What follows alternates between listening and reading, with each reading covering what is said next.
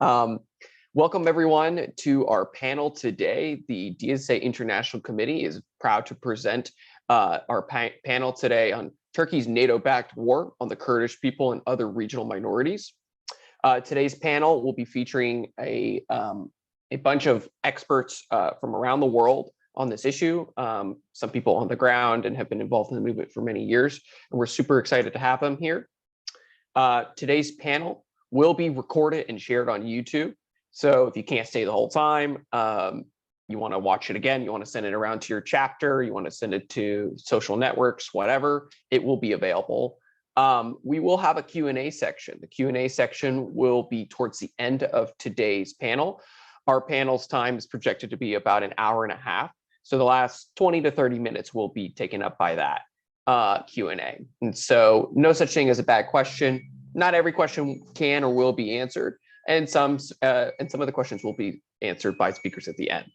If you have any follow-up that you want to have, our email is the sc.international@dsacommittees.org.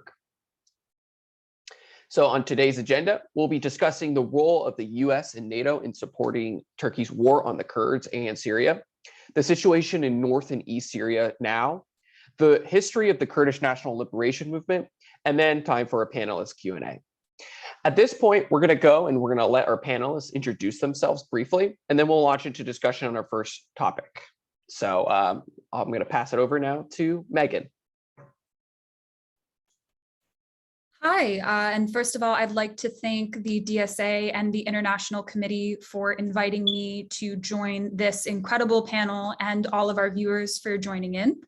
My name is Megan Baudet. I'm the Director of Research at the Kurdish Peace Institute, which is a new research institution focusing on the Kurdish issue and the countries in which Kurds live and how this issue connects to questions in the broader Middle East from a perspective that is pro-peace, pro-democracy, pro-self-determination, and against war and conflict. And today on this panel, I'll be speaking more about how the conflict that we're discussing, the so-called Turkish-Kurdish conflict, and I'll go in a little more into why I don't like calling it that, is in fact a conflict very much backed and partially created by the United States and NATO, and then what we can do to end that support and stand up for peace. So thank you.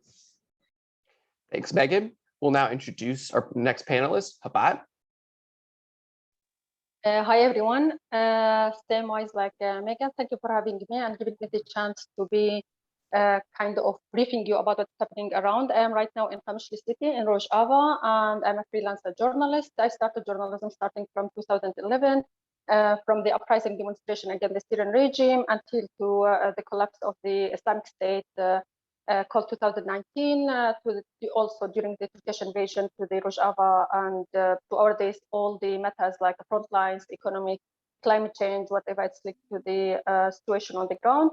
I reported that to the local agencies, to the international one, and I would love to share this experience, other information that I have with you today, whatever you have questions and you are interested to know more about Rojava and northeast of Syria. Thank you. Thank you, Habat. And now we'll go to Edem. Yeah, hello. Thank you very much. Thank you for DCA and all of you having me for that panel. My name is Adam. I'm from Turkish part of Kurdistan and been active for the Kurdish cause more than 30 years, been in all parts of Kurdistan. And now I'm a member of the Kurdistan National Congress, which is based in Brussels, trying to be the umbrella organization for all the Kurdish organization in 4 parts of Kurdistan.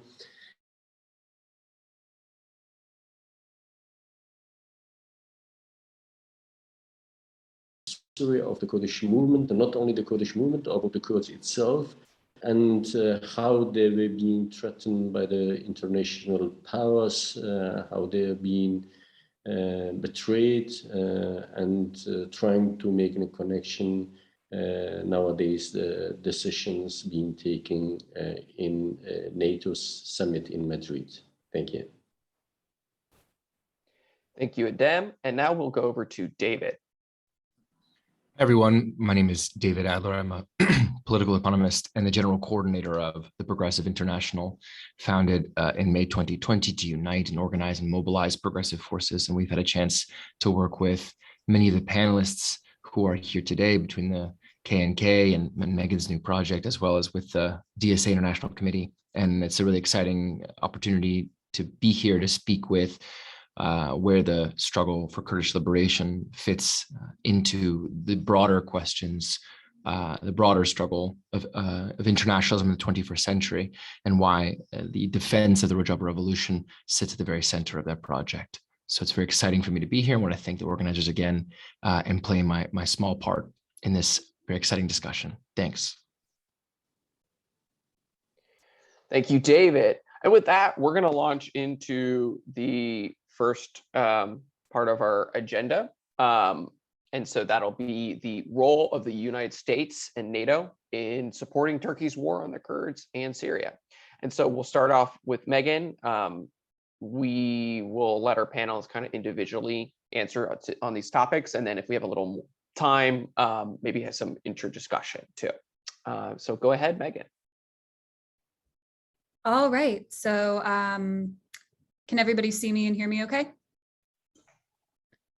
All right, so how the West supports war and repression in Turkey and what we can do about it. So for those who may not know, if you're coming to this discussion having not necessarily followed the situation in the region, what we can call the Turkish-Kurdish conflict is actually arguably one of the defining conflicts of the modern Middle East. Of course, it has its roots in the imperialist division of the region after World War I and the imposition of the modern nation state onto a place that was very diverse and had no experience with that form. And today it impacts at least 3 countries, Turkey, Iraq, and Syria, with a combined population of more than 140 million people, which is about 1/4 of the population of the region, commonly defined as the Middle East today. It doesn't only involve Turkey and the Kurdish movement, and it doesn't even only involve Turkish people and Kurdish people, but today it involves every major ethnic and religious group in the region, as well as a wide variety of armed and civilian actors. So not only the Turkish government and the PKK and the armed Kurdish National Liberation Movement. So at its heart, what we see today in the region is a conflict over 2 competing visions of regional order. One based on the self-determination and liberation of peoples, on women's liberation, on coexistence, on freedom from all forms of exploitation that the Kurdish movement and their allies are representing and putting forward. And then another order based on a very right-wing conception of a, autocratic, fundamentalist, narrow nationalist nation state that Turkey, backed by the West, is putting forward. So this has always been a US and NATO war. Turkey joined NATO in 1952, which is, about 30 years after the founding of the modern Turkish Republic, and well after Turkey had already carried out several massacres of its Kurdish population after Turkey, the Ottoman Empire, had carried out the Armenian genocide. It's accepted into NATO, of course, with no regard for what this new state has already done to the peoples of the region. And this guarantees that new narrow nationalist, very statist republic with guaranteed military support. And as we saw during the Cold War around the world, what that meant for especially states that the West considered its frontline states was almost unconditional backing for the security forces, the military, the far right, any forces that could be willing to be essentially, client states in the West's efforts to contain the Soviet Union and challenge socialist ideas and national liberation movements, and that were willing to put down any people's struggles at home that would challenge this. And so in 1980, you see Turkey do this in real time. There's a military coup, and the military regime that follows immediately cracks down on Kurds, on other minorities, on all political dissent. Parties were shut down, newspapers were prevented from publishing. Unions, socialists, communists, all left political activity as one of the primary targets of this crackdown. And over the course of this new repressive regime, in order to target minorities and progressive forces, they began to use all kinds of authoritarian tactics, torture, enforced disappearances, arbitrary detentions, show trials. And so in 1984, the PKK, which had established itself in 1978, launches its armed struggle in response to this brutal, crushing oppression on the Kurdish people, on the left, and on all dissent to this new authoritarian regime. And ever since then, the United States has been supplying Turkey with a significant amount of weaponry, security assistance, other forms of military and diplomatic support, intelligence cooperation, in order to crush the Kurdish national liberation movement and ensure that the state that remains in power in Turkey is one that is right-wing, that is opposed to people's struggles, and that's willing to follow a US agenda. So we can break down all of these elements of support for the war. We'll start with security assistance. And this is something that I've been doing investigations on recently, because when we look at that 1980 military coup, leaked diplomatic cables show that several of the perpetrators of the coup, including 2 people who would go on to serve on the post-coup National Security Council, which was the ruling body of the military regime, and 3 who held martial law commands and were thus responsible for enforcing the military order after the military had taken over the government, were trained in the United States through a program called IMET, or International Military Education and Training. So what's this program? IMET pays for foreign military personnel to train in the United States. It was the primary funding stream for the School of the Americas, which any of you who've worked on issues to do with Latin America and people's struggles there will know about. And Turkey is one of the top recipients of IMET funding. It would train a few hundred students every year at US military academies, and they would then go back to Turkey, with the goal for the United States being to have good relationships with these high-ranking Turkish officials who would then assume positions of power in Turkey and have those ties to the US. And the US got their wish there, with those several perpetrators of the coup who were US trained, then going on to hold those senior roles in a regime whose oppression of the Kurdish people and of all forms of political opposition was the catalyst for the PKK's decision to take up arms and to for that war to begin that lasts until today. And now this is something very important. The PKK had not taken up arms when it was first established. It did not for 6 years. And even when it was only a political party, the Turkish government still reacted to it with mass oppression, with torture, with arbitrary detentions, show trials, persecution of anyone who so much as spoke Kurdish or identified as Kurdish in any way. So this war begins not as some people think, and as the common narrative is, with Kurds beginning this conflict, but it begins with the Turkish government closing off not only all political avenues for Kurds to possibly guarantee their rights, but all political avenues for any opposition to ask for any political change, and all possible forms of Kurdish political and cultural expression. And individuals trained through a US security assistance program were part of that. That program continues today. It has subsequently trained individuals, including Turkey's current defense minister, who held that office during the disastrous invasion of North and East Syria, military operations in northern Iraq, and attacks on places like Shengal, the homeland of the Yazidi people who suffered genocide at the hands of ISIS in 2014. So here again is a leader who's been involved in all of these attacks on many different communities in the Middle East, who was trained in the United States. Additionally, documents also show that the commander of the Turkish Air Force in 2011, at the time of what's known as the Roboski massacre, when Turkish F-16s purchased from the United States bombed a convoy of civilians and killed more than 30 people, the commander of the Air Force at that time was also trained in the United States.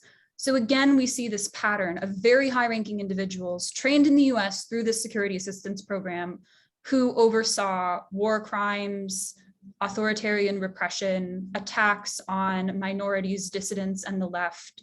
So that's one plank of that US strategy of training the individuals and maintaining relationships with the individuals who went on to commit these abuses. We can also look at arms sales. So at the height of the war between the Turkish government and the PKK in the 1990s, a report from the Center for International Policy and the Federation of American Scientists stated plainly that the United States, quote, remains Turkey's top arms supplier.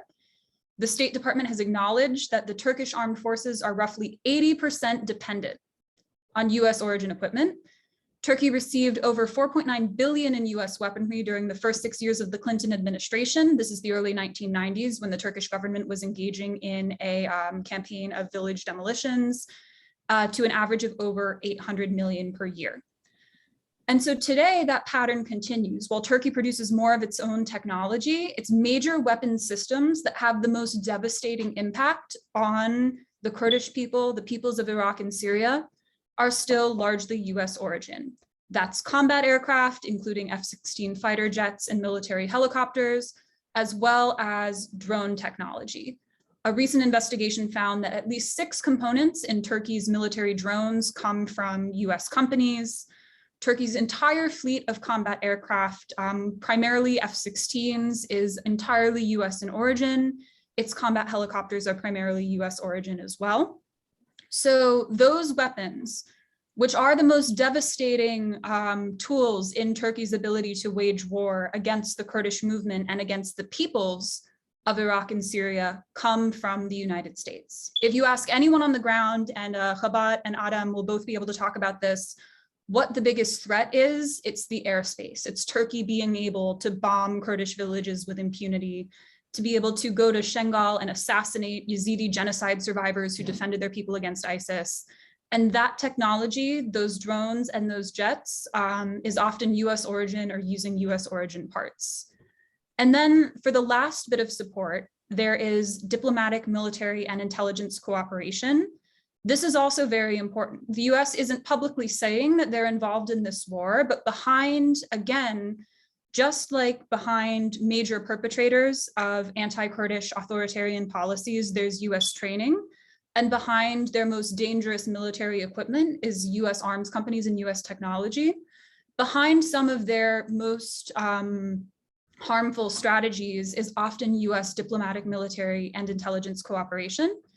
It was in 1999 that the US openly admitted to helping Turkey capture Abdullah Öcalan, the founder and leader of the PKK, who's then been imprisoned as the sole inmate on an island prison for more than 20 years now. His rights are violated. He's not allowed to meet with his lawyers or communicate with the outside world. And the US helped bring that to be a reality by helping Turkey capture him. That's something the current Secretary of State, Antony Blinken, has spoken about with the Turkish media a long time ago as he was involved with the Clinton administration at the time. Similarly, we've seen it revealed by WikiLeaks that the US was spying on Sakina Jansis, another co-founder of the PKK, the only woman founder of the group. In the years before she was assassinated in Europe, the US was tracking her movements and helping Turkey with their efforts to spy on her. And then on the ground in the region, a major counter-PKK intelligence sharing program that the US used to give Turkey intelligence on the group's movements was reportedly stopped in 2019 after being active for several years. There's no information on whether it started again. But again, this is an example of the United States helping Turkey fight its war for it, giving Turkey information. This is also very harmful in a lot of ways. And so when we take this together, we can see that without American arms, American technology, American security assistance, and the ability to rely on military support from the United States, intelligence cooperation from the United States, even legal pretexts from the United States. The US lists the PKK as a terrorist organization in order to justify a lot of this and criminalize Kurdish activity and peace building. That's another important form of support. And here I want to thank the DSA for its wonderful statement saying that the PKK should be removed from that list. So all of these forms of support have prolonged the conflict and allowed it to expand to what it is now, where it impacts many countries and many different peoples. If Turkey had not been able to rely on the United States and NATO, because other NATO countries, including Britain and Germany, many other European countries provide similar support as well, this conflict simply would not have gone on as long as it has. Turkey would likely have been forced to make a deal for peace and address the political roots of this issue. But because the most violent militarist and nationalist elements of the state can consistently rely on more weapons, on better intelligence, on stronger technology, and other forms of US support, this conflict continues to go on. And we're now at a point where we see serious political repression within Turkey. There have been 2 devastating invasions of Syria and sadly preparations for a third one. There's an increasing Turkish military presence in Iraq, and there's no sign in Turkey's current far-right government that anything will change soon.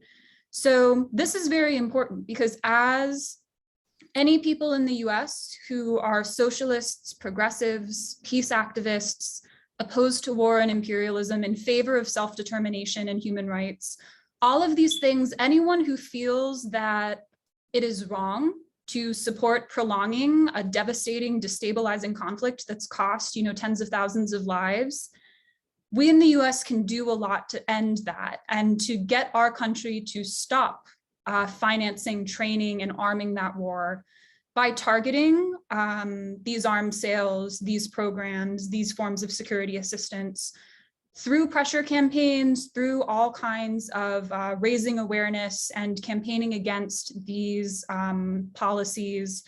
We can both show the people of the region that this is not in our name, and we can end the military, diplomatic, and economic and intelligence cooperation, hopefully, by putting pressure on our government and campaigning against this, that has allowed this war to go on for so long, and that hopefully can be a real step for peace. So I'm glad people are interested in that. Thank you. Thank you so much, Megan. It's very, very informative and very helpful for people understanding the level of involvement the United States has in this. We'll go over to Chabat now. Okay, thank you. Basically, I wanted to just brief about Rojava. What's Rojava? What the system here? Because if Turkey targeting here, it's not because of the territory only, because of the system. So Rojava, 2011, when the uprising demonstration started against the Syrian regime, there was a chance for the Kurds who've been oppressed for years and decades from the Syrian regime and Syrian government in general, to take the chance in order to build the system that they do believe in and reflecting their principles in democracy and direct democracy and multi-ethnic and gender equality. This is how the Rojava have been established and included 3 main cantons, Jazeera, Afrin, and Kobani.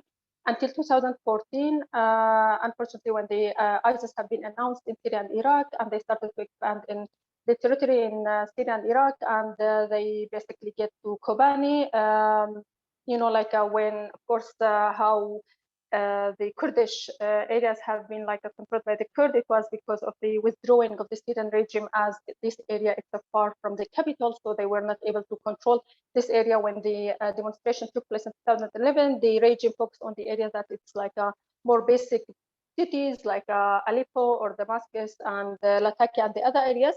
This is how the Kurdish defense units have been established, YPJ, and they took over these places, and they limited the presence of the Syrian regime in Syria, in northeast of Syria, basically in Qamishli and Hasaka. To our days, it's the same situation.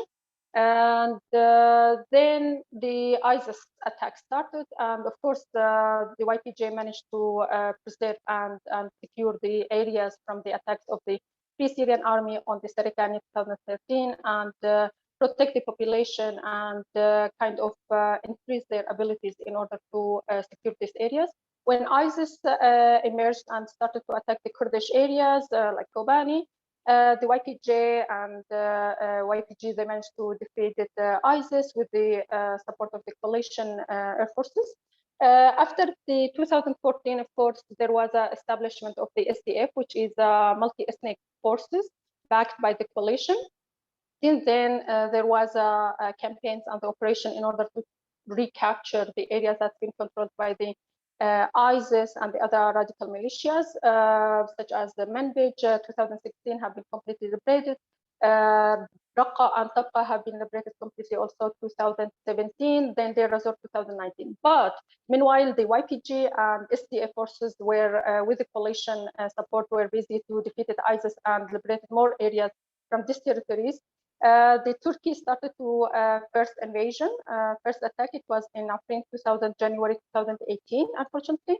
And of course, that was a catastrophic impact on the fight against ISIS. It made like a massive humanitarian crisis. Hundreds of thousands of the people, basically majority are Kurds who are enclave in Afrin. They've been displaced. To our day, they are displaced to Shahba areas in many camps. And these camps, it's unfortunately not supported by any of the NGOs or the UN agencies. Again, it's another policy against the Kurds. The population stayed there then 2019 October because of the American decision to withdraw from the Manbij and the other areas to be like focusing on Jazeera and Deir ez-Zor. Of course, that was the green light to the another Turkish invasion. Even indirectly, they didn't say that, but that was the trail to the Kurds. So they left Kobani and the other area to be limited their presence in the Jazeera and Deir ez-Zor. That was the second intervention from the Turkey and backed militias of the Turkey. They again occupied two basic cities, Tarekani and Grespi. And of course, the population again have been displaced to the camps, and that of course encountered the objectives of the US in Syria. At the same time, they allowed the Russian and Iranian to expand in this territory. And of course, we have to take into consideration that Tarekania and Grespi population, they are the people who've been most like kind of victims of this war, because the first attacks starting from 2011 or 12 from Free Syrian Army, it was against Tarekani and Grespi. So the population of these both cities have been displaced minimum 4 to 7 times. When the attack happened 2019 October, I was on the ground. I covered all that attacks and invasion, and interviewed many of the families and displaced people, either Kurd or the other minorities, Syriac, Armenian, and the Syrian. And everyone was like feeling that they've been completely betrayed by the Americans, specifically because their decision of withdrawing, it gave the green light for the Turks to invade. And even right now, they are like one of the camps in the countryside of Ain Isa. Right now, it's a former, like an American base. It's been a camp for displaced people. And we interviewed the people there, and many of them, they said, our children, they used it to fight with the American soldiers to defeat ISIS. We have martyrs. We lost our children for that fight. And now we've been held in the camp in this former base. They said that if there is any further or any future attacks from the Turkey, we're not going to leave. We do believe, like, we do prefer to die here instead of moving again. So I think this reflects the dramatic situation of the decisions made by the American foreign policies, and reflecting on the Kurdish people on the ground who've been their alliance and defeated ISIS together. Then, of course, I wanted to also highlight that the situation and how the consequences will be if another Turkish attack happens. First is the humanitarian crisis. There will be hundreds of thousands will be uprooted again from their original, places and displaced internally, or like a further to be like another wave of the refugees to Europe and the other countries. That will be the major impact. Second, it will be the ISIS file and how that will reflect directly on the fight of the SDF against the ISIS. Because whenever there will be Turkish invasion, SDF already they announced that they will gonna self-defense, and they have already prepared this, and they announced the emergency situation all over northeast of Syria. So the ISIS will gonna have the chance in order to flourish again, in order to even grant some new territories. Only in June there was over 25 like ISIS operations against some ISIS cells in Deir ez-Zor and the other areas of countryside of Hasaka. Of course, some of that is a joint operation with the coalition, with the US led of that. But unfortunately, if the attack will going to happen, the focus it will be on the front lines in Sarika, in Tel Tamer, and like Ain Isa and the other areas, especially like Manbij, which is the focus of the Turkish preparation operation this time. Also, we have to take into consideration that January 2022, just a couple of months ago, there was a massive attack of the ISIS cells against one of the main jails, which held like thousands of the ISIS fighters. And as a result of that, there was a loss of 128 civilian and SDF fighters for their lives because of these attacks. And if the Turkish attack will going to happen, that means that all these prisons, camps, which is holding the thousands of the ISIS families, it will be just a chance for ISIS to attack again and to try to liberate those dangerous people. And I think then it will be not only like a matter of the northeast of Syria have to deal with, it's a more regional risk. It will be like a gaining of ISIS new territories, announcing the new states, or whatever it will be the shape of this new radical, like a, I don't know, group that they will going to announce, or they keep it the same as now they are experienced and they seek for the revenge in a way. Second, it will be like all the risk on the international community, not only in Rojava. That will mean that, again, as already thousands of the foreign fighters came all over the world to be joining ISIS and to be trained and to get the experience and go back to Europe and the other countries. And now they are kind of cells, sleep cells. Maybe they will get a chance in order to be active. Then it will be a massive, like a security measure problem for everyone, not only for northeast of Syria. And again, what is the claim of the Turkey that they will going to invade the northeast of Syria, specifically Rojava, is that there is a threats from the SDF on the border, and that's kind of risk on their national security, which is no whatsoever any support of on the ground, because as me personally and all the other international journalists and the academics and researchers have been reporting all this, like a kind of the conflict through the years, and never there is any violations from the SDF, attacking or targeting anything from on the Turkish border. There is thousands of documented violations from Turkey targeting like northeast of Syria, killing civilians, not only the military targets, and all it's been documented by the impartial neutral research centers. Only from 2017 until 2020, there was over 3,000 violations and attacks, while it was from the Rojava side, from the SDF fighters against cross-border Turkey, it was only around like 12, if I'm not wrong, to 20.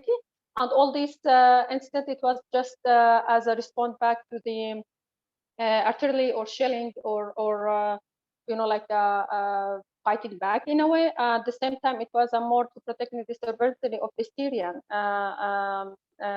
territories.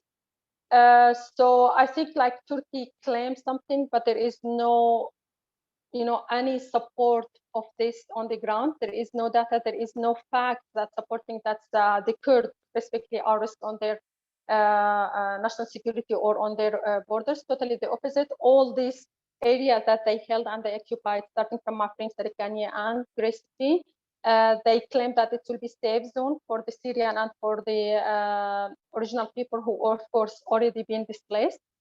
And we can, all of us, we followed all the reports that is coming from there, which is like all human rights violations. All it's like just became a place for looting and oppressing more and more and the people. And of course, like all the minorities like the Yazidi and Armenian and the Kurd have been completely displaced. Even if there is a couple of families who left there, they are facing like a severe, like a treatment and been kidnapped, tortured, even used some women as a sex slave. And so more or less, it's the same like act of the ISIS during they held Raqqa in their capitals.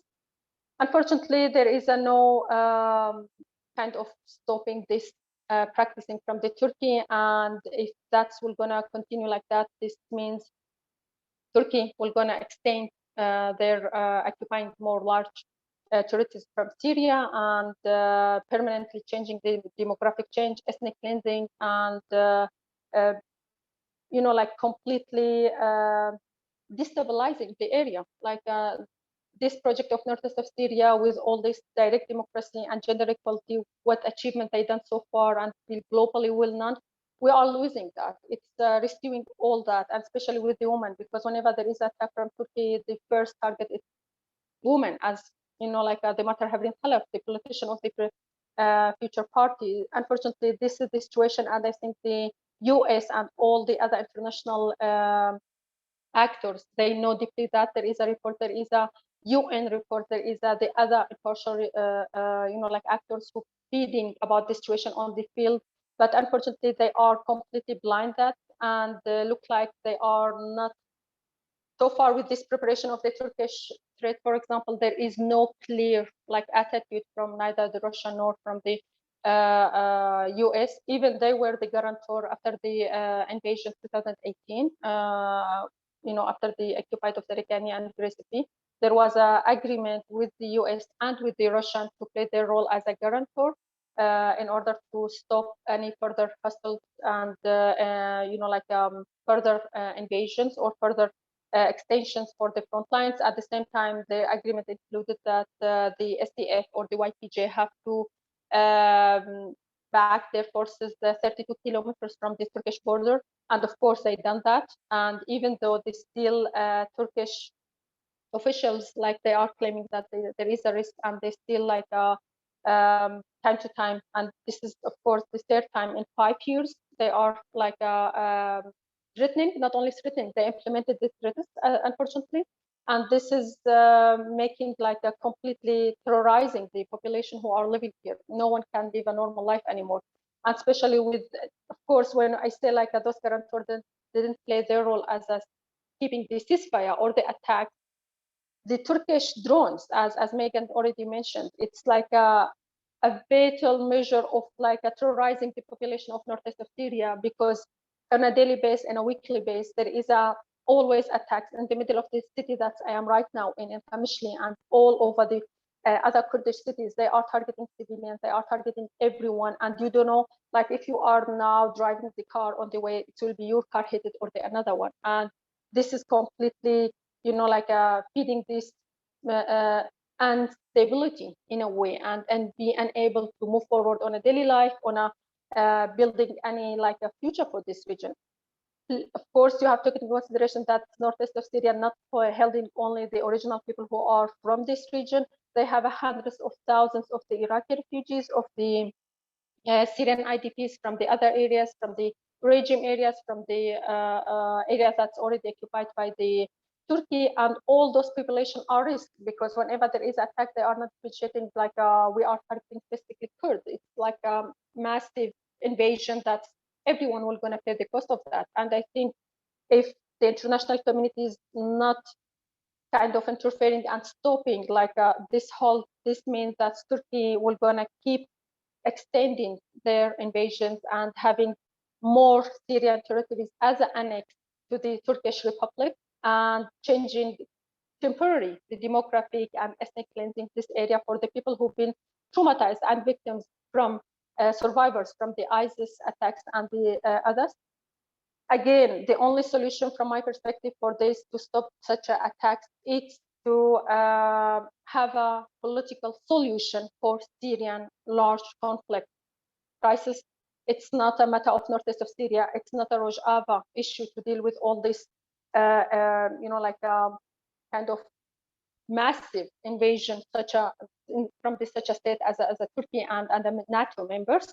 It's have to be a decision being made on the international level to put a solution for the Syrian crisis. Then I think it will be the only way to stop the Turkey from further invasions, or keeping like a threatening time to time and having stability in this region. And Damascus have to play their key role in this, because this is Syrian territories. It's not like only held Kurdish forces territories, it's the Syrians, and especially now when they are putting in the agenda that Turkey will going to attack Manbij. Manbij is, of course, one of the key cities and very geopolitically important city, because it's a majority, of course, a mix of the Arab, Kurd, and other ethnicities. And of course, Turkey, they are depending on this idea that there is some Turkmen in the city that will gonna be supporting their invasion, which is not the case as we've seen in the other areas, because they are already under the umbrella of the SDF and the Autonomous Administration of North of Syria.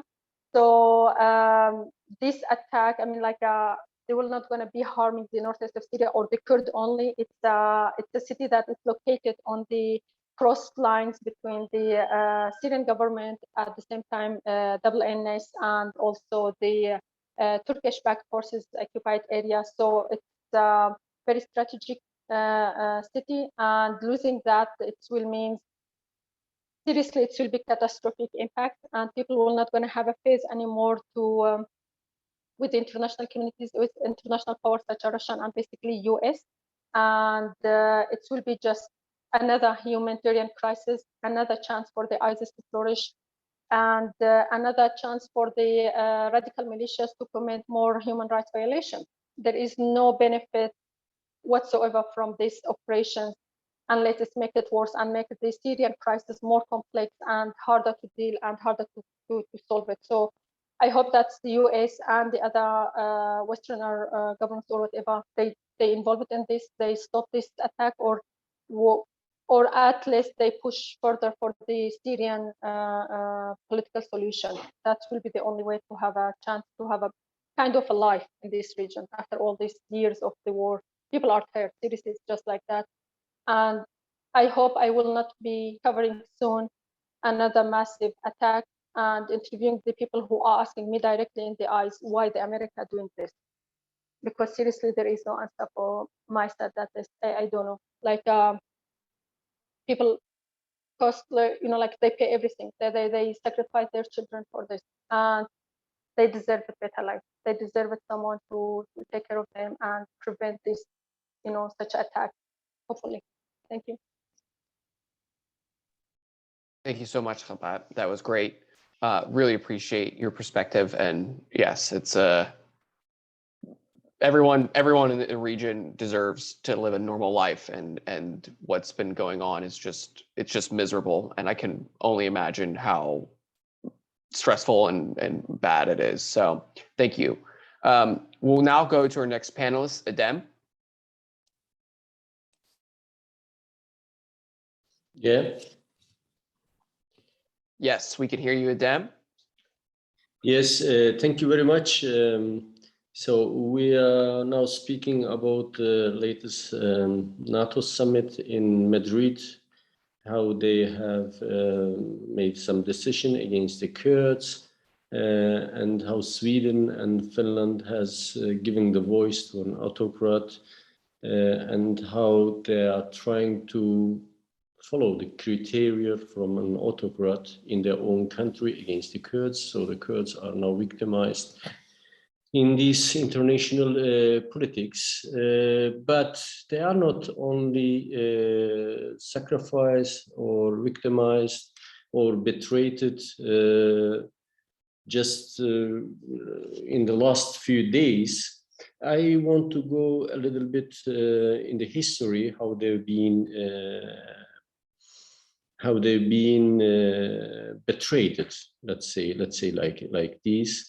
So if you look on the Kurdish history, the first time it was divided between the Ottoman and the Persian imperiums in 1639.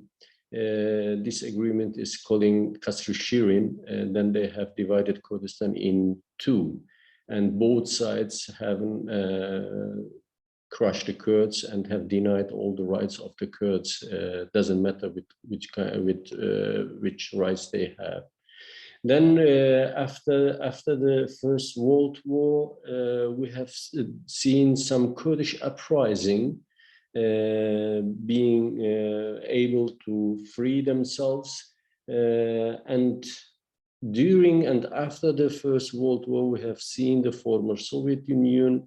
They saw Turkey more important than the nations being oppressed, like the Kurds, the Armenians, and the Syriacs, Assyrians.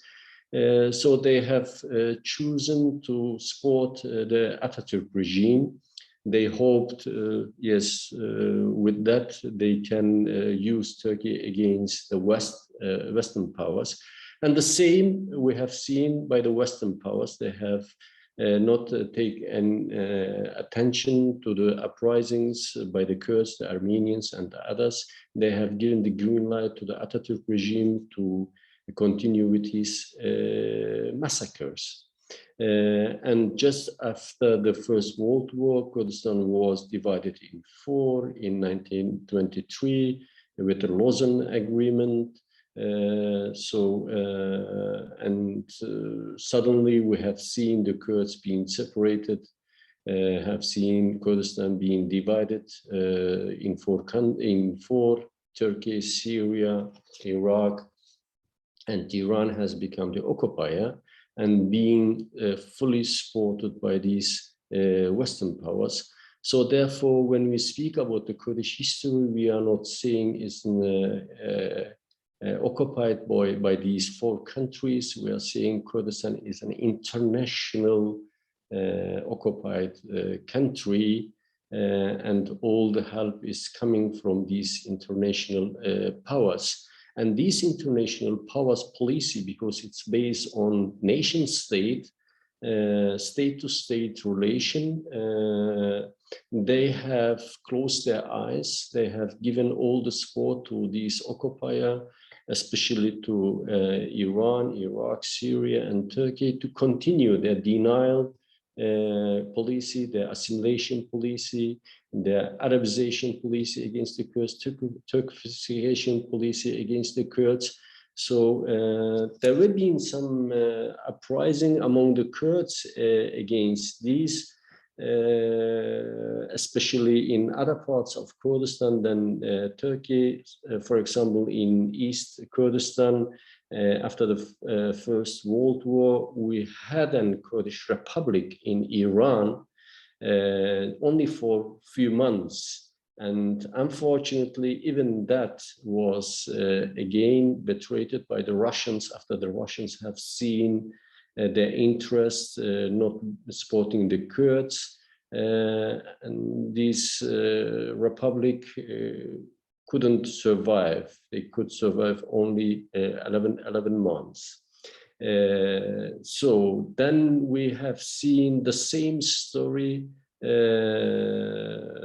in east of Kurdistan, in south of Kurdistan, when the Kurds from South Kurdistan has started their uprising and we've been very strong. Suddenly we have seen the US, the Iranian, and the Iraq, they came together, having signed an agreement with calling Shatr Arab agreement in 1974. The Kurds were being again betrayed from South Kurdistan by the US, and Mullah Mustafa Barzani, he asked several times the US to keep their promises they have given, but they didn't keep their promises. So the Kurds from South Kurdistan were being betrayed again. Then we have seen the same story, unfortunately, during the Iranian-Iraq war, which started in 1980s. Kurds have suffered a lot during this war, and Iraq was given by the Western powers, especially by the Europeans, to Iraq the chemical weapons. And we have seen in 1988 in Halabja, Saddam has used all these chemical weapons he has got from the European countries. And when the chemical weapons were being used, everybody asked the Western to take some action, to do something, but they didn't. They just ignored and thousands of Kurds were being killed by these chemical weapons. And in the Turkish part of Kurdistan, in the years of the 80s, Megan has mentioned when the PKK was established in 1978, but in 1980 it was a military coup in Turkey, which was supported by the US, which was initiated by the US. And after that military coup,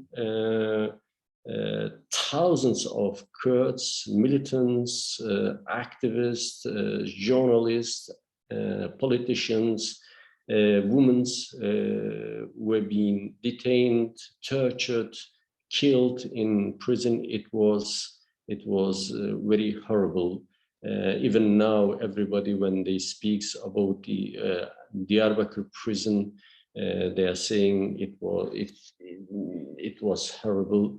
And the PKK at that time, a lot of members of the PKK were being arrested too, were being tortured too. They have decided to go and step further, to go in the defense, military defense. In the beginning, when the PKK starts its actions or created the party, they asked for other methods. They tried to follow other methods, tried to be active more politically, more culturally, more social, but all the rights was not given to the PKK doing that. And after the military coup, they have decided to go in military defense. When they go in the military defense, and we have seen the support by the Kurdish people, because the Kurdish people has really suffered a lot from the Turkish oppression, from the Turkish policy of denial. And they have seen the PKK as an ally. They have seen the PKK as a hope. They have seen the resistance of the PKK as their own, and they have seen the PKK as their representative, and they try to join the PKK. They're trying to support the PKK. They're trying to be active with the PKK, and the support for the PKK. It was huge at that time, even in the mid of the 80s. But parallel to that, we know from the history that the NATO countries came together, gathered, and they have discussed a lot how to stop this uprising, how to crush this uprising, because they supported the denial policy from Turkey. They do not want to see any Kurdish rights being given from the Turkish constitutions. They want to keep Turkey as it is, a nation state. And there were being some plans against the Kurds, and they decided to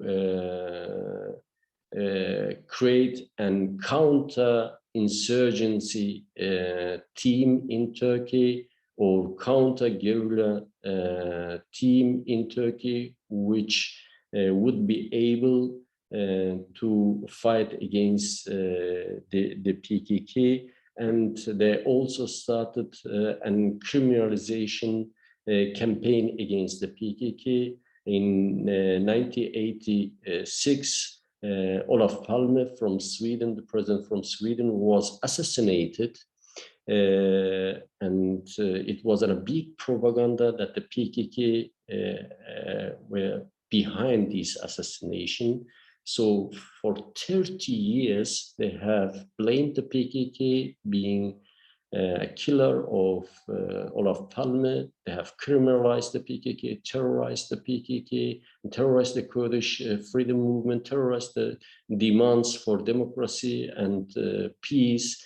But 2 years ago, the Sweden court decided the PKK was not involved in that assassination, but the Kurds and the PKK and the Kurdish freedom movement have suffered from.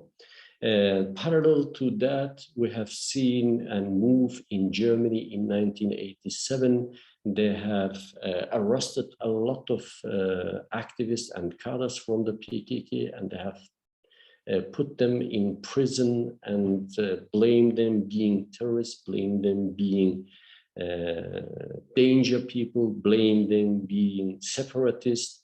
And it wasn't a trial, it wasn't a case in Germany from 78 to 94. And when the decision by the court said there is no evidence to continue this campaign, there is no evidence to blame these people being terrorists, all of them were being released.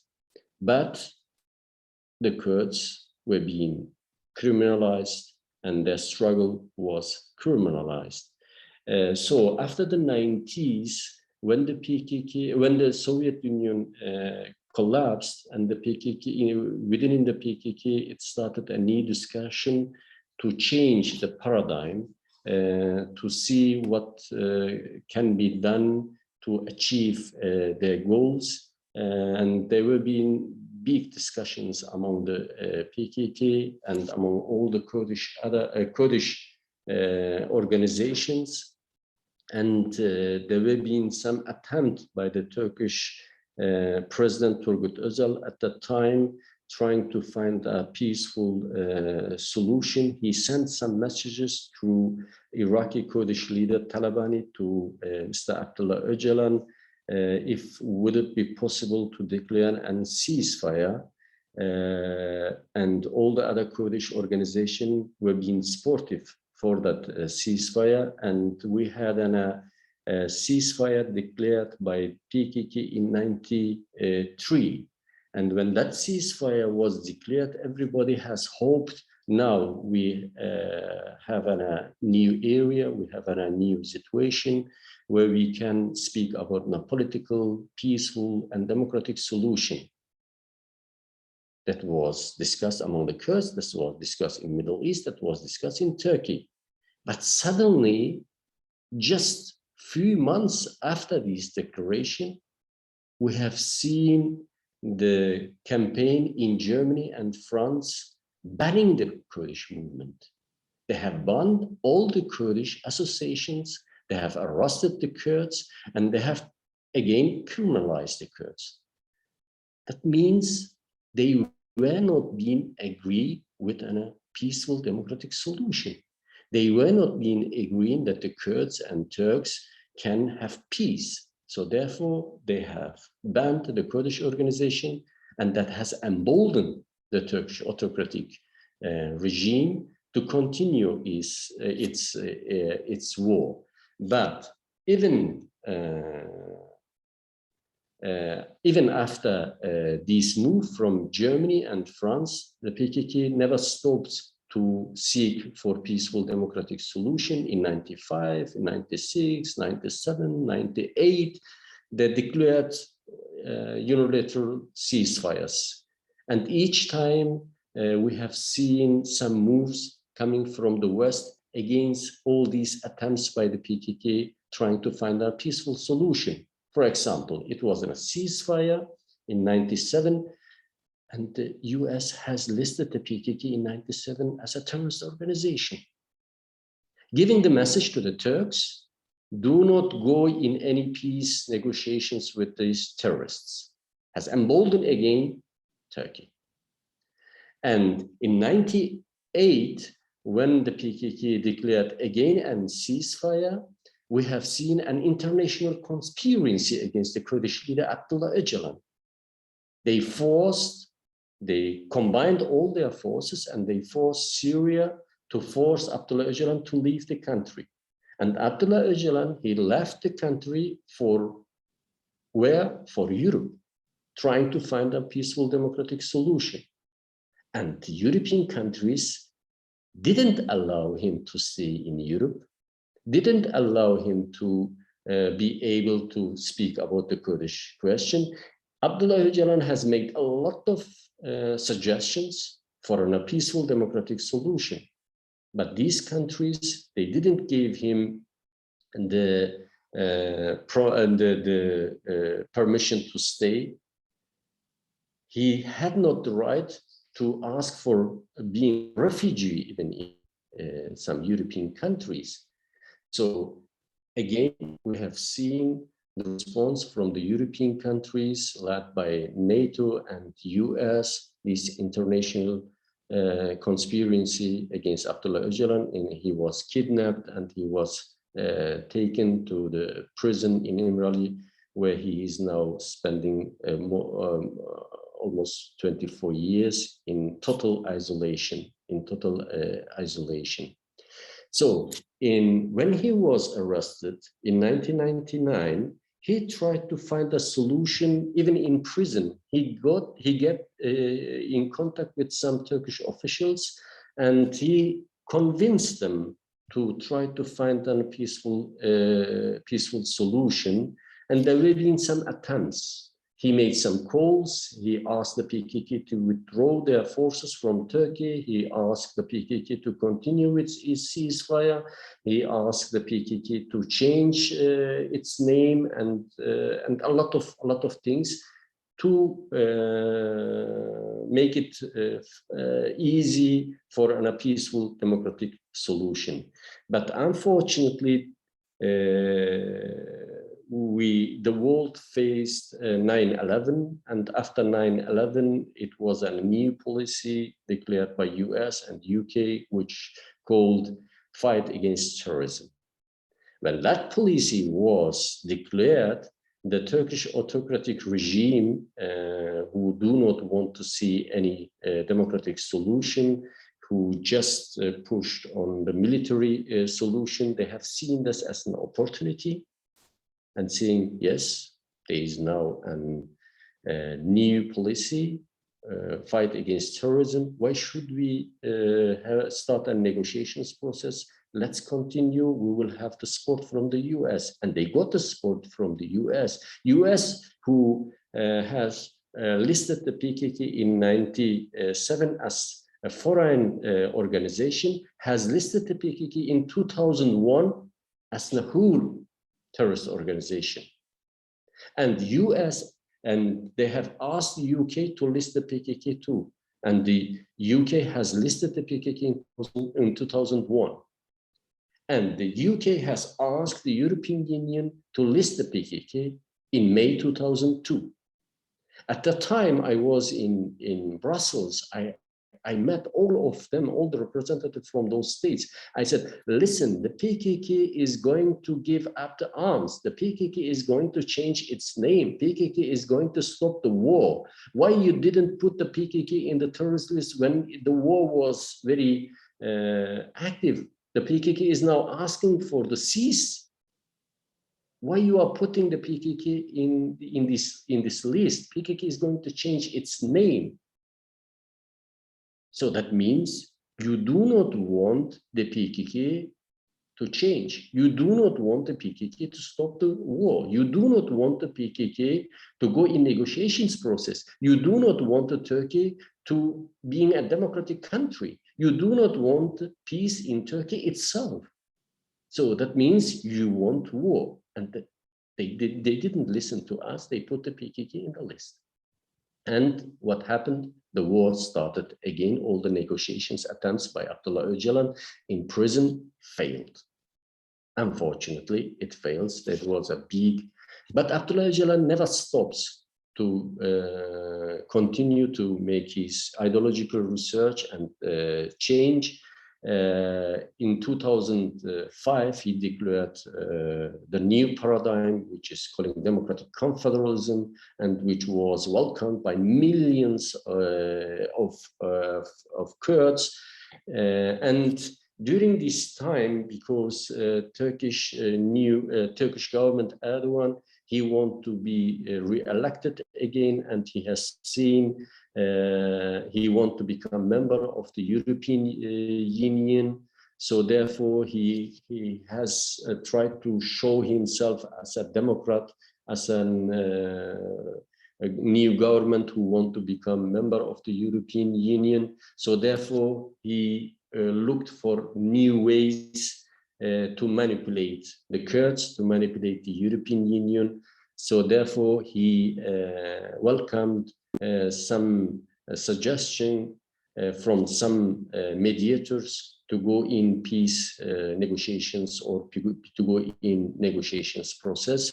And from 2006 to 2011, there have been secret negotiations, talks between the PKK and the Turkish government, first in Geneva, then in Oslo, and there have been several meetings. During that meetings, I was one of the member of these meetings who facilitated to all these meetings. But during that meetings, where I have seen very clearly the Turkish government didn't want to solve the Kurdish questions at all. They just tried to gain time. They just tried to ask the PKK to disarm. When the PKK members asked the Turkish, do you have any plan about the cultural rights, political rights, fundamental rights, women rights, social rights, organizational rights? They said, no, let's speak that after. Let's speak after. And they didn't go strategically within a peace negotiations process during the Oslo meetings. But what happened during the Oslo meetings and just after that, we have seen a leaked recording from the Oslo meetings in some websites. Who has leaked these recording? Some are saying it was NATO, some are saying it was Turkey, some are saying it was Fethullah Gulen, but it was leaked. Who has leaked it? Who do not want to see a peaceful democratic solution to the Kurdish question. So then we had again a war, and then we had again a negotiations process between Abdullah Öcalan and Turkey again from 2013 to 2015. Unfortunately, even that process was not taken very seriously by the Turkish authorities because they have seen there is something new move in Middle East. There is an Arab uprising. There are some Muslim brother groups who have some support. There is an opportunity for Turkey to fulfill their dreams for New Ottoman Empire. There is some opportunities being supported by NATO in Middle East. So they have seen all these moves, all these developments in Middle East with Arab uprising as an opportunity to withdraw from the negotiations process in 2015. And on the other hand, they have seen that the Kurds are trying to liberate the areas. The Kurds are trying to have new allies. The Kurds are trying to fight for the world humanity against Daesh. The Kurdish image is now, reputation is very well seen by the world public opinion. The Kurds are trying to combine themselves, coming together. The Kurds are able to have a status in Syria. like they have in Iraqi parts of Kurdistan. That was not welcomed by Turkey, and Turkey was not agree with it. So therefore, they started to being sportive fully with Daesh to crush the Kurdish movement. And those Kurds who fought for the human being, who defeated ISIS, who sacrificed thousands of lives, who being seen as heroes, who being seen as the good people, who being seen as allies, are now betrayed again by those who fought with them together against Daesh. So if we conclude all of these, we can say the Western powers, the NATO, they really do not want to see a solution for the Kurdish question. They really do not want to see a democratic Turkey. They really do not want to get rid of the autocratic regimes. When it comes when it is in their interest, they're supporting these autocratic regimes.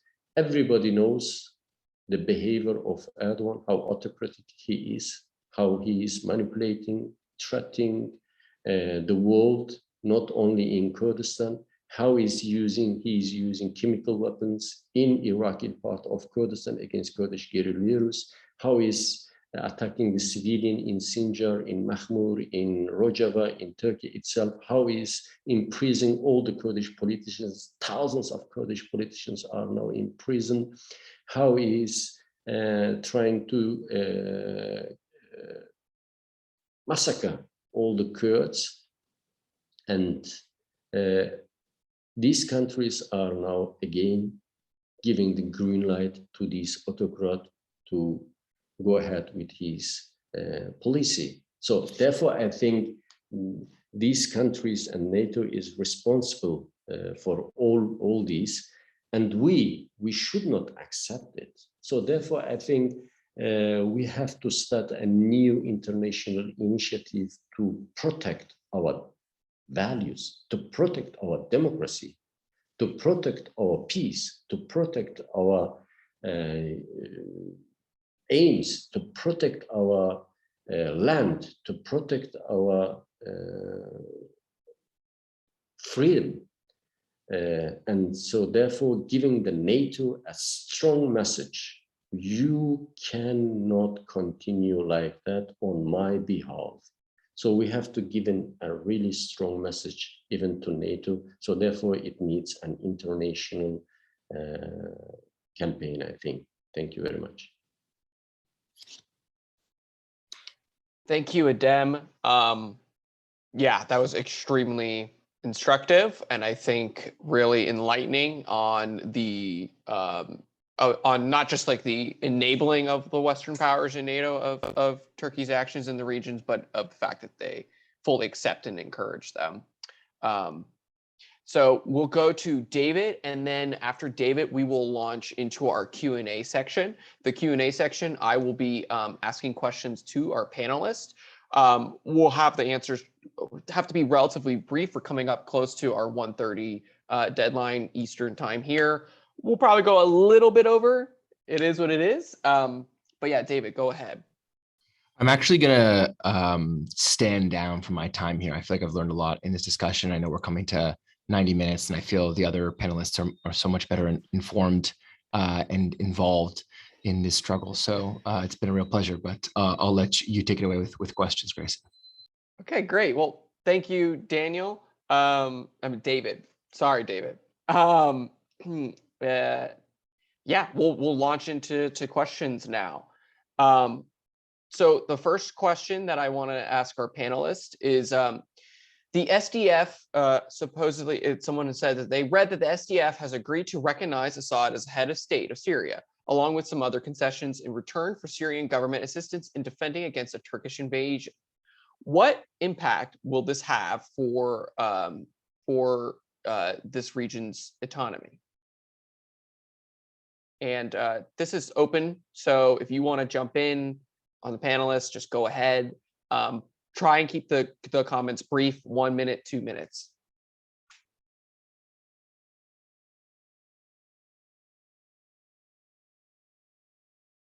May I answer? Yeah, go ahead. So basically, like this encounter all the achievements that the Kurd done and all the sacrifice that's been made through the last 10 years, because basically when this area has been liberated, basically from first the Syrian regime who never changed their Ba'athist mindset and give them the chance in order to take over again more back the territories that have been completely under the control of the SDF for the last years. That means that we are giving chance to the Russia and Iranian and the Syrian regime to expand their areas and encounter the democratic project that's already the northeast of Syria have started. There was some negotiation through the last years with the Syrian, with the Damascus, basically between the northeast of Syria and Damascus in order to have a kind of solution and an agreement for accepting the northeast of Syria as a part of Syria. But unfortunately, always the Syrian regime insisted on their Ba'athist mindset as denying the rights of the Kurd and even the other minorities who are exist, and all the projects and the achievements that we've done in northeast of Syria, and to just go back to the before 2011. So when we are with this new scenario of giving the chance for them to expand military, that means that we are encountering the northeast of Syria democratic project. That's basically the main harm out of this. Thank you. Does anyone else have any comments on that?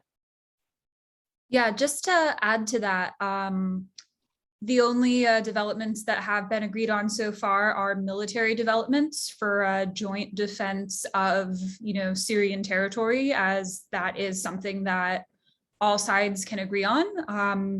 And it's actually something remarkable when we look at the highest moment of tensions between Russia and the United States in 30 years, to have both Russia and the United States expressing at least verbal opposition to military operations. So there are opportunities for anti-war diplomacy here at the international level and also at the subnational level within Syria, with agreements between, for military purposes, the SDF and the Syrian army.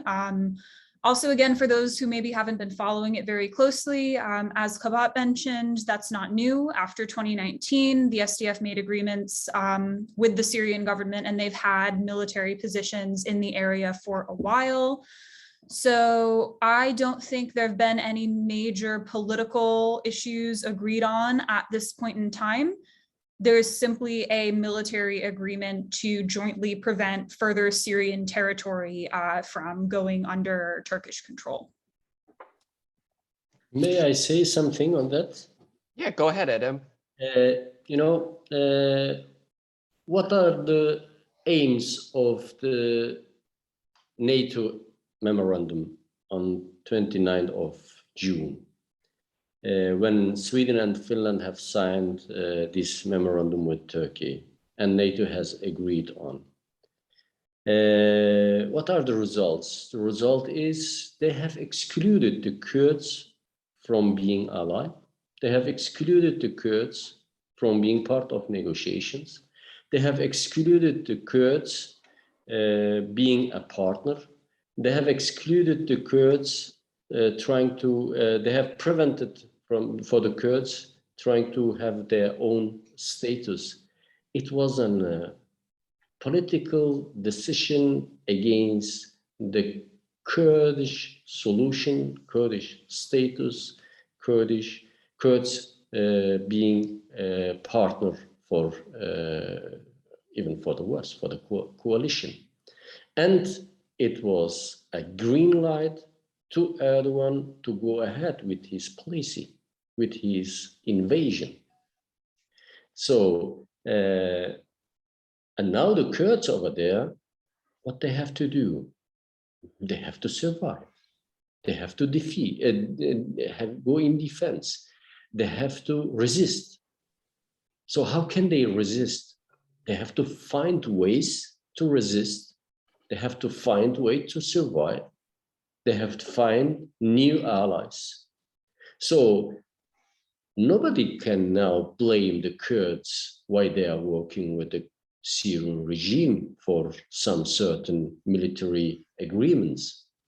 If the Syrian regime will be able or ready for changing its constitution democratically, accepting all the other minorities and ethnicities, and trying to be a democratic country that is welcomed by the Kurds. But now, after we have seen now this fight between US, and maybe the Kurds will be sacrificed, and the Kurds have to find a way. So who can help the Kurds? The Kurds by themselves, they can help themselves when they organize themselves, when they go in resistance, and when they try to find some new allies in the area itself. And secondly, when we, who are supportive for the Rojava revolution, if we raise our voice and ask everybody, especially the Western powers and the public opinion, to support the Kurds in their resistance, I think that will affect even these countries to rethink their decision and to rethink or to go in alliance with the Kurds again and to give more support to the Kurds. So I think we have to be very careful with the latest developments and the threat by Turkey to have this invasion again in Rojava. What we have to do, who we have to support. So therefore, I think now it is our turn to speak on that, to work on that, to show solidarity on that, not to leave the Kurds alone. Thank you, Adem. Okay, we'll move on to our next question. This region, there's obviously a lot of people, different ethnic groups who live in these regions other than the Kurds. The next question is about, there's been some criticism from Syrian activists towards the PKK about their conduct towards them in Iraq and Syria. Can anyone in the panel respond to those criticisms? And we've talked a little bit about this, but how can we help achieve a peaceful resolution that protects the rights of all the indigenous ethnic groups?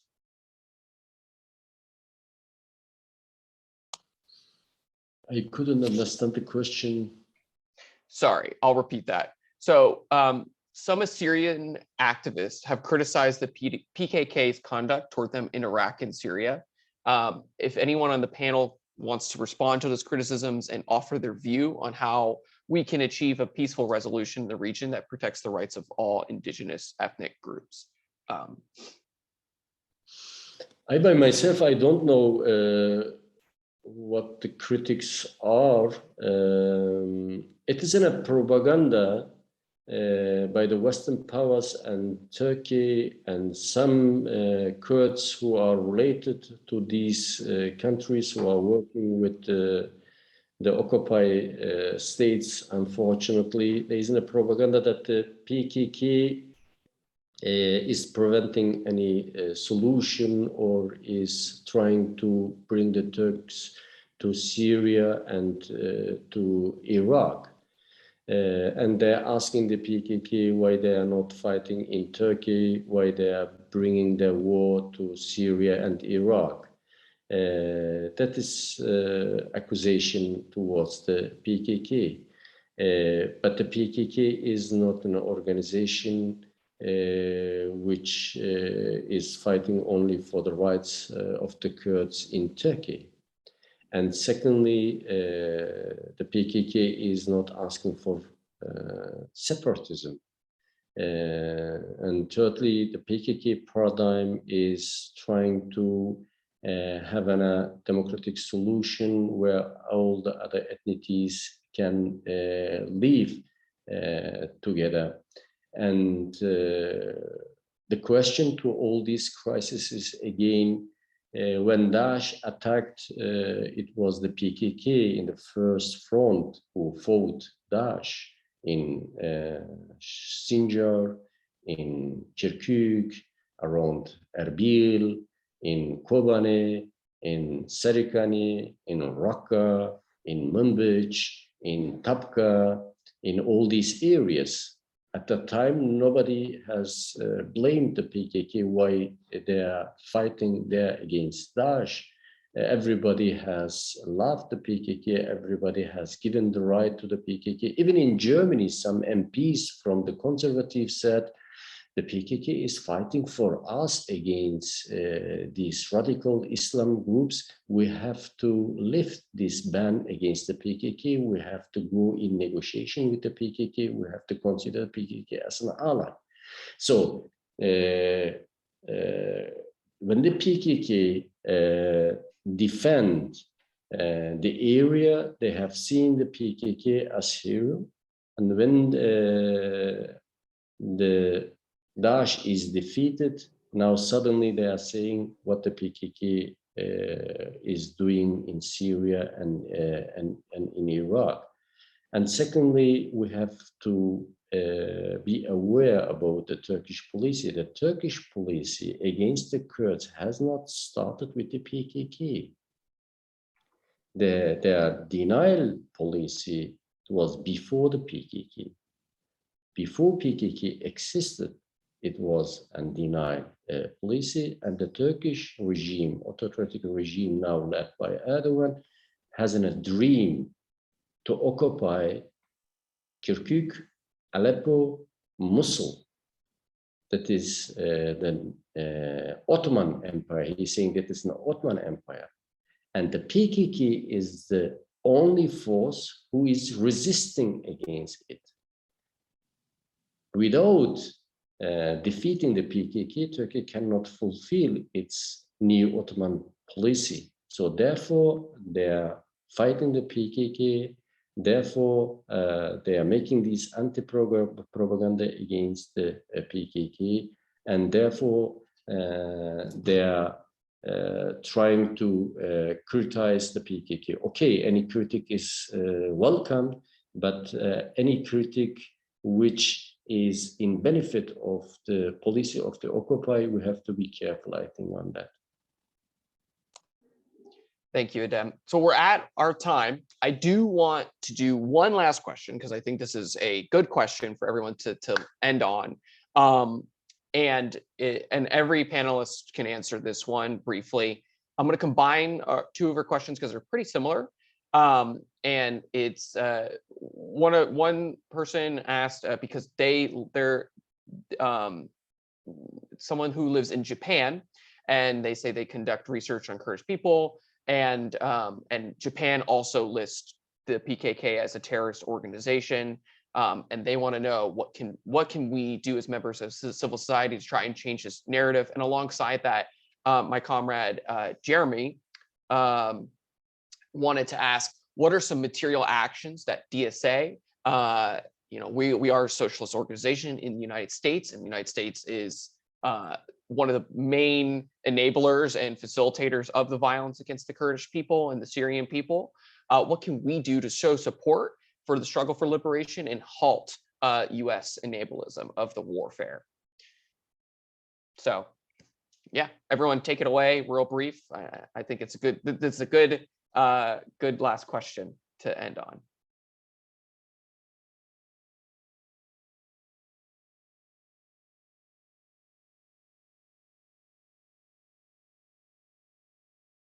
And anyone can go.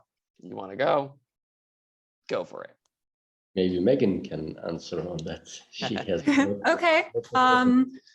Yeah, I mean, as a US-based socialist organization, first, keep making the connections, speak to people from the region. I have been to North and East Syria, and I think that there's no better way to see both the successes and the challenges and to really understand both, the criticisms and the areas for support than going to see it all yourself. I mean, I spent a month over there. I wish I could have spent much more than a month over there. And so I'd recommend going to the region if you have the ability to do so. If not, speaking to people from the region more. And I certainly think anyone on this panel, you can follow them on social media, you can follow the local news, you can reach out to local communities from the region that you know. And building those connections is something that I think will be really valuable. Opposing arms sales and security assistance to Turkey. That is hugely important. Now that's in line with campaigns that socialists and anti-war activists and people really across all segments of US society have successfully done, whether it's, I know there's a lot of activism against arming, repressive regimes like Saudi Arabia, against military support for Israel's crimes against the Palestinians. I mentioned the solidarity campaign to close down the School of the Americas and stop US military training for death squads and dictators that were waging war against indigenous peoples, socialist movements, unions, and other progressive forces in Latin America. So there's a big precedent for that kind of work against arms sales and security assistance. Right now, they're trying to get an F-16 sale through Congress. I don't need to go into why we don't want Turkey to have F-16s. Opposing that sale would be a great step and something where we could connect with people opposing, similar arms sales and, speaking out against these sales and these defense companies that profit off of the misery of the peoples of the region. Campaigning against the security assistance, against the companies that sell drone parts. So all of that is something we could do. Because how do you stop, a right-wing autocrat that's been waging war for decades and decades? You cut him off from his money and his weapons. And as the people of the United States, given that the United States supplies so much of that funding and military assistance, if we cut them off, that will be the biggest step we can take for peace in the region. And so many of the problems that we see there today and the challenges, Turkey's war against the Kurdish movement is not making any problem on the ground there better. It's making all of them worse. So I think even people who disagree politically on different things can all say the US shouldn't support this war, and we should do everything we can to stand with negotiations to end it peacefully. And that can only benefit both the lives of the people of the region and the ability of people there to struggle and determine their own future on their own terms.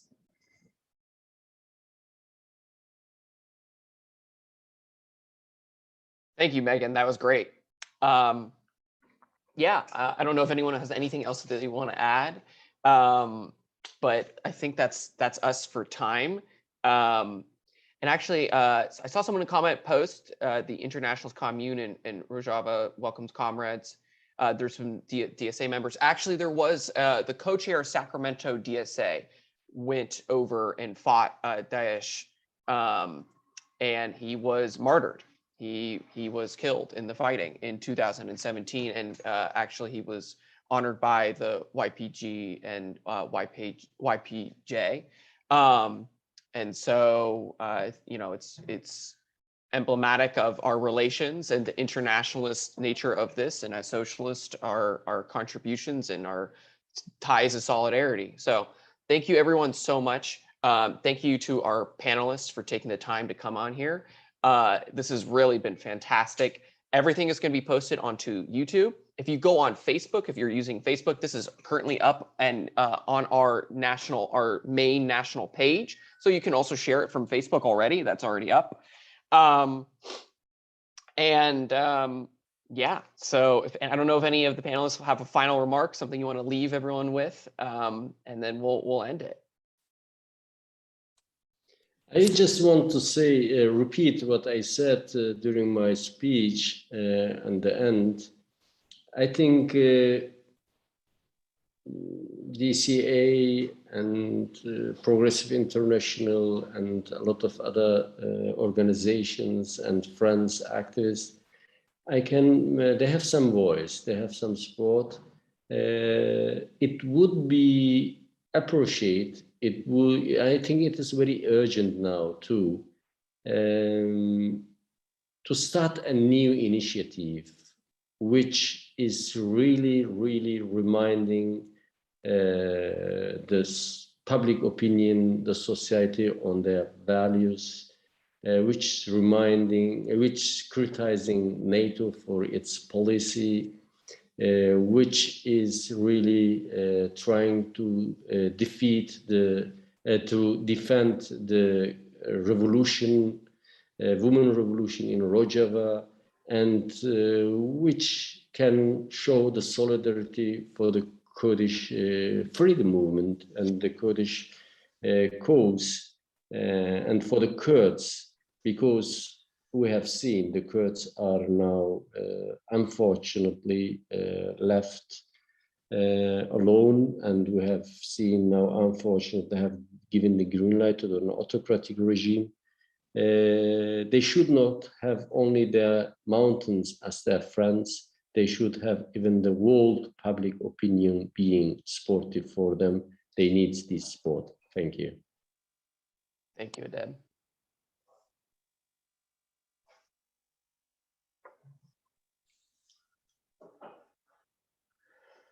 Anyone else? Any closing remarks? If not, we'll sign it off.